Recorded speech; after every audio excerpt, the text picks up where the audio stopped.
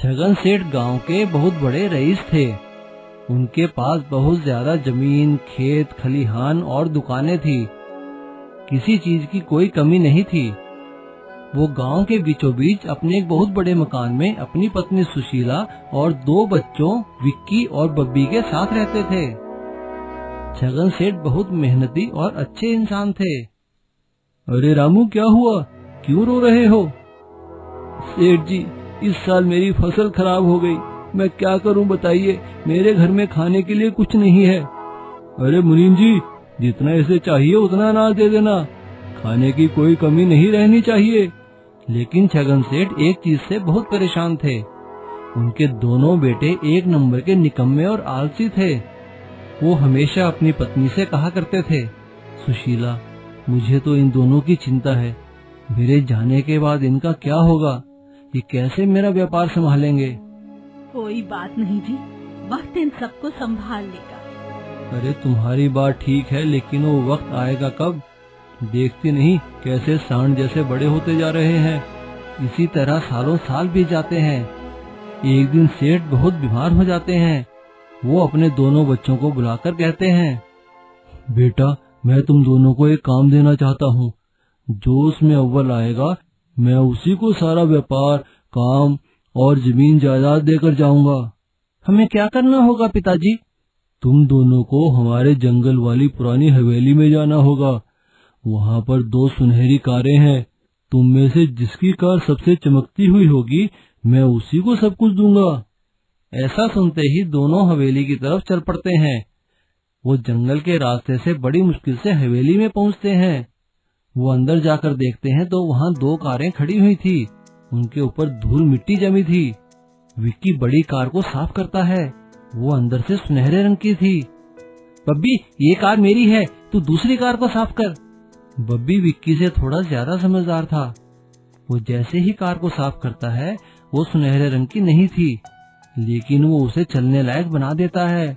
और इधर विक्की की कार सुनहरे रंग की थी। साफ करने के बाद वो चमकने लगती है, लेकिन वो चल नहीं सकती थी। विक्की बब्बी से कहता है, बब्बी भाई, तेरी कार चल रही है ना? तू ऐसा कर, रस्सी से बांधकर मेरी कार को खींच ले। हम दोनों कारें लेकर घर जाते हैं। वे दोनों ऐसा ही करते हैं। वे दोनों घर के आंगन में लाकर दोनों कारें खड़ी कर देते हैं और अपने पिता को बाहर बुलाते हैं। दोनों कारों को देखकर सेठ अपनी सारी धन दौलत बब्बी को दे देता है। ये देखकर विक्की बोलता है, पिताजी, मेरी कार तो इससे ज्यादा चमक रही है, फिर भी आपने सारी दौलत बब्बी को क्यों दी? बेटा, तुम्हारी कार चमक रही है, लेकिन ये किसी काम की नहीं है। लेकिन असली सुनहरी कार तो बब्बी की है, जो चल सकती है और सोना कमा सकती है। इसलिए जीवन में हमेशा मेहनत करो और ऐसा काम करो जिससे तुम खुद की और औरों की मदद भी कर सको। दोनों बेटों को अपने पिता की बात समझ आ जाती है और वो दोनों उसी दिन से मेहनत करने लगते हैं। समीर सुमेरपुर में अपने माता पिता के साथ गांव की बस्ती में रहता था। उसके माता पिता खेतों में मजदूरी किया करते थे और समीर बाकी बच्चों की तरह स्कूल में पढ़ने जाया करता था। वो पढ़ाई लिखाई में होशियार था। उसी गांव में एक जमींदार भी रहता था। उसका बेटा विकास भी समीर के साथ ही स्कूल में पढ़ा करता था, लेकिन उसे अपने पिता के पैसों पर बहुत घमंड था। वो हमेशा अपनी महंगी महंगी चीजें दिखाकर बच्चों को नीचा दिखाया करता था। एक दिन स्कूल के बाद जब समीर अपने दोस्तों के साथ गांव के खाली मैदान में अपनी खिलौना गाड़ी के साथ खेल रहा था, तभी विकास वहां पे अपनी एक महंगी नई खिलौना गाड़ी के साथ आता है और वो गाड़ी लाकर सभी बच्चों को चिढ़ाता है। तभी एक बच्चा उसकी गाड़ी को छू लेता है। ये देखकर विकास को गुस्सा आ जाता है और वो उस बच्चे को एक थप्पड़ मार देता है। ये देखकर समीर विकास को कहता है, विकास, तुम्हें इतना घमंड नहीं करना चाहिए। तुम्हारे पास अच्छी गाड़ी है, ठीक है, लेकिन हमारी गाड़ी भी किसी से कम नहीं है। ये सुनकर विकास और उसके दोस्त हंसने लगते हैं। अच्छा, तो ये बात है, तो हो जाए एक रेस स्कूल के मैदान में, वहीं देख लेंगे। हाँ हाँ ठीक है, मुझे तुम्हारा चैलेंज मंजूर है। विकास के वहाँ से जाने के बाद समीर के दोस्त समीर से कहते हैं कि वो गाड़ी की रेस में कैसे जीत पाएगा। समीर अपने चाचा के पास जाता है। जो एक बहुत अच्छे कारीगर थे और लकड़ी की बहुत अच्छी गाड़ियां बनाया करते थे। समीर उन्हें सारी बात बताता है। समीर की बात सुनकर उसके चाचा कहते हैं, अच्छा तो ये बात है, कोई बात नहीं बेटा, अब कह दिया तो कह दिया।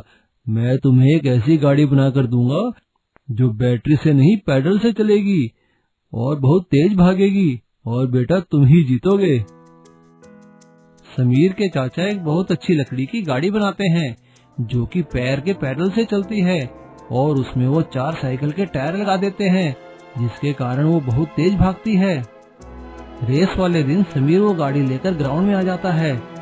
ये देखकर सभी बच्चे हंसने लगते हैं और उसका मजाक उड़ाते हैं।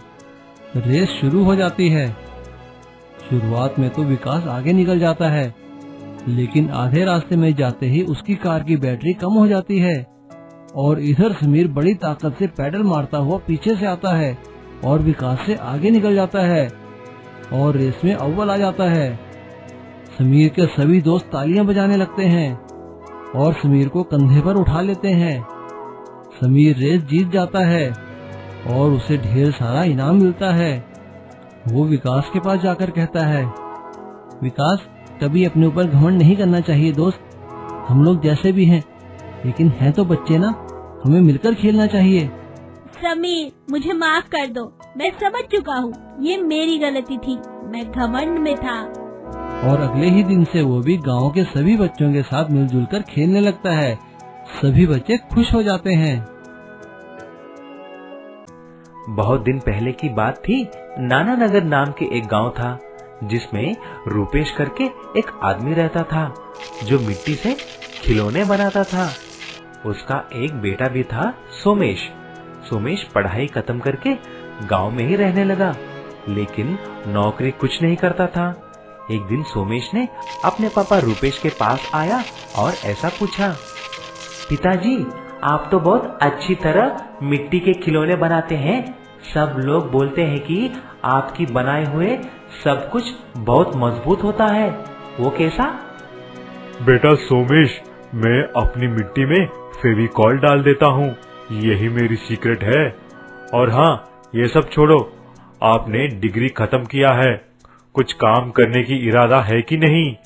तुम एक काम करो, मेरा एक दोस्त है अखिल यादव, उसका ट्रांसपोर्ट का बिजनेस है, तुम उसके पास जाओ, वह कुछ न कुछ काम दे देगा।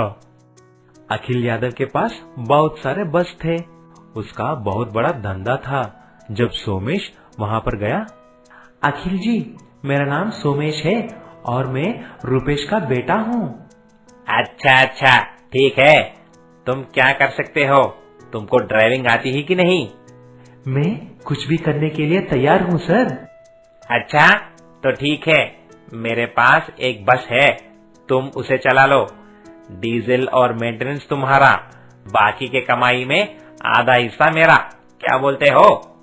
ठीक है सर, मैं कल से ही बस लेके जाऊंगा। ऐसा बोलकर बस ड्राइविंग करना शुरू कर दिया। ऐसा ही कुछ दिन गुजरे। एक दिन जब बस में कोई यात्री नहीं थे, सोमेश बस को तेजी से चला रहा था। अचानक उसकी ब्रेक्स फेल हो जाती हैं। सोमेश उसे नियंत्रण कर न पाया और सीधा जाकर एक तालाब में बस के साथ गिर जाता है। कुछ करके सोमेश तो बाहर आ गया, लेकिन बस तो पूरी तरह डूब जाती है। अरे देवा, अब मैं क्या करूं? सोमेश भागता हुआ अखिल यादव के पास जाता है और सारी बात बता देता है, लेकिन अखिल यादव आग बबूला हो जाता है। क्या बस गिर गई? मुझे कुछ नहीं पता, मेरा बस मुझे चाहिए। रुक, मैं अभी तुम्हारी कंप्लेंट पुलिस में करवा देता हूँ। आपको जो कुछ भी करना है कर लो सर, मैं निकल रहा हूँ यहाँ से। ऐसा बोलकर सोमेश वहाँ से घर चला जाता है। जब पुलिस सोमेश के घर आता है, तभी वहाँ पर रूपेश भी होता है। रूपेश पुलिस से बोला, अरे मेरे बेटे को क्यों गिरफ्तार कर रहे हैं सर, इसे छोड़ दो। तभी पुलिस ने सारी बात बताई। फिर रूपेश ने बोला, इंस्पेक्टर साहब, मुझे एक दिन की वक्त दीजिए, मैं अखिल यादव जी को नया बस लाके देता हूँ। ऐसा ऐसा भूलकर रूपेश और सोमेश ने मिलकर मिट्टी से एक मजबूत बस बना देते हैं और नई बस की तरह उसे पेंट भी डाल देते हैं।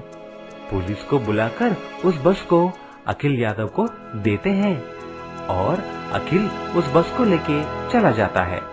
तब से सोमेश अपने पिताजी को मदद करते हुए दोनों मिट्टी के खिलौने बनाते ही जीने लगे।